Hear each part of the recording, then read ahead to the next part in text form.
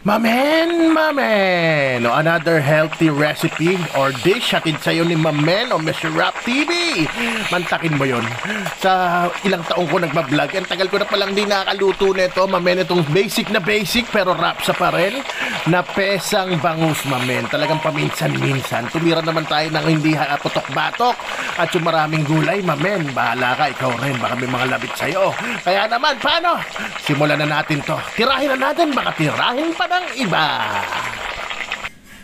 Ito na nga tayo, Mamen. Ano lang disclaimer, yung mantikang ginamit ko, Mamen, yan yung pork oil na ginawa natin nung nagluto tayong chicharong tampalen. Basic na basics na sa inyo itong pagigisa, kaya shortcut na natin ang pag-explain. Basta pagsama-samahin nyo lang dyan yung mga kapitbahay, yung marites, Mamen, yung mga tolits, Mamen, lagay nyo dyan lahat, tsaka nyo gisahin, Mamen. Sangkot sa inyo hanggang lumabas yung mantika nila, Mamen, para masolve sila at madala silang mga ilam sa storya o buhay ng iba, Mamen. Ayan, nilagay ko na nga yung bawang. Parang yan din yung kapitbahay nyo. Isipin nyo na lang, gisahin nyo maigi para madala, Mamen, di ba? Bad trip kasi yung mga kapitbahay nyo, no? Parang judgmental, inuunahan pa kayo sa kwento ng buhay nyo. Sila na magaling. Ayan, tsaka mabalik tayo. Kaya nilagyan ko naman ng patis, Mamen. Onti lang, Mamen. Mukha lang marami kasi maliit yung butas nung lalagyan ng patis. Alam nyo naman si Mamen nyo, mahilig sa maliit na butas yan.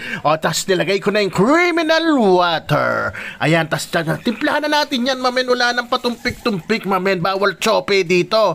Paminta yon, tsaka chicken powder, Mamen. Kung may pork cube ka, try mo. Masarap din yan kahit isda lalagay mo. Ayan, nung kumulo na, pinakita ko lang, Mamen. Pakuluin nyo pa mga 5 minuto para lumabas lahat ng lasa at amoy ng nilagay nyong aromatiko, Mamen. Lalo na yung luya. Dapat lumasa yan sa bausa, Mamen. Kung gusto nyo, 10 minuto nyo pakuluan bago nyo ilagay yung star of the night, Mamen. Yung starlet of the night. Yung bangus. In English, ano nga ba? Milkfish. Kala nyo ha. Ayan, tapos luto-lutuin nyo lang. Siguro tag 5 minutes o 3 minutes each side yan. Total of 6 minutes na lang. Di ko naman binaliktad yung ulo lang. Okay na yan, Mamen. At kung nanonood ka pa dyan, Mamen, habang inahalo ko tong bangus ko, baka pwede naman makisuyo sa'yo, Mamen.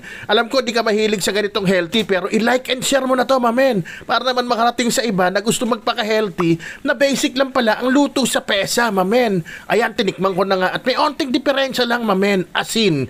Goods na yan. Medyo matabang siya. Pero kung sa inyo, pwede rin naman magsawsawan. Bagay dyan. Sili mansi, Mamen. Pati sili mansi. Tapos nilalagay ko na yung repolyo.